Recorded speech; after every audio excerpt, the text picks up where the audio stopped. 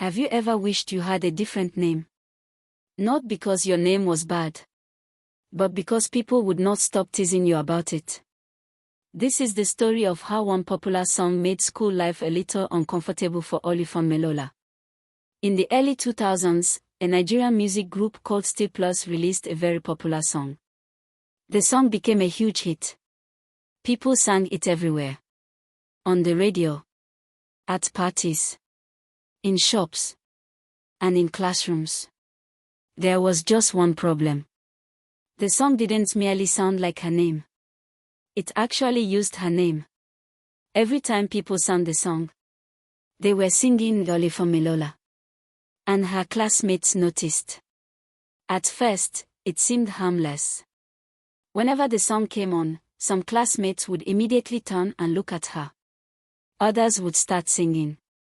A few would laugh. And some would call out her name dramatically, just like in the song. Hey, Olufunmilola.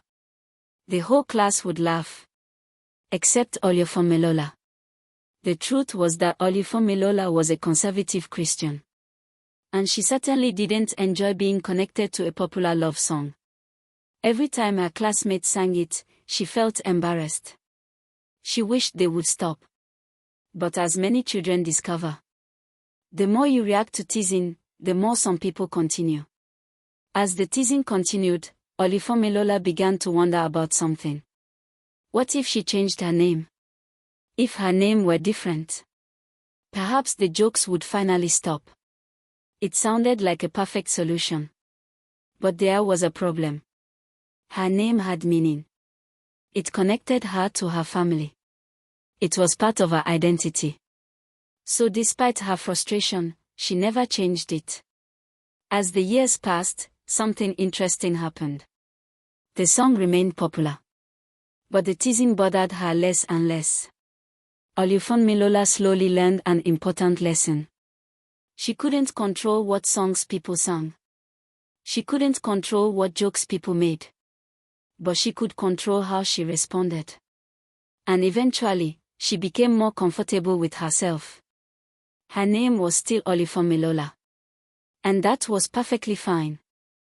Years later, as an adult, she looked back on the entire experience and laughed. What had once felt so embarrassing now seemed harmless and funny. And then came the unexpected twist. One day, after she got married, she asked her husband if he could sing the song for her. Yes. The very same song she had spent years trying to avoid. Life has a funny way of changing our perspective. Looking back, Olufunmilola learned something valuable.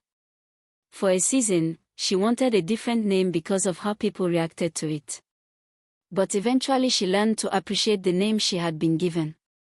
Sometimes people connect us with things we did not choose. A song, a nickname, a celebrity, a trend, or even a joke. We may not always appreciate it. But our identity is bigger than other people's opinions. As Christians, our identity is not found in a song, a trend, or what other people say about us. Our identity is found in God. Other people may define us by our appearance, our name, our mistakes, or the things they associate us with. But God sees us differently. He knows who we are. He knows our value. And He reminds us that our worth comes from Him. Sometimes, the things that embarrass us as children become stories we laugh about as adults. Have you ever been teased because of your name? Has a song, movie, celebrity, or trend ever been connected to you in a way you didn't appreciate? How did you handle it? What advice would you give to a child facing a similar situation today? And for Christian parents and young people, how should Christians respond when popular culture becomes connected to their identity in ways they may not like? Share your thoughts in the comments. I'd love to hear your stories.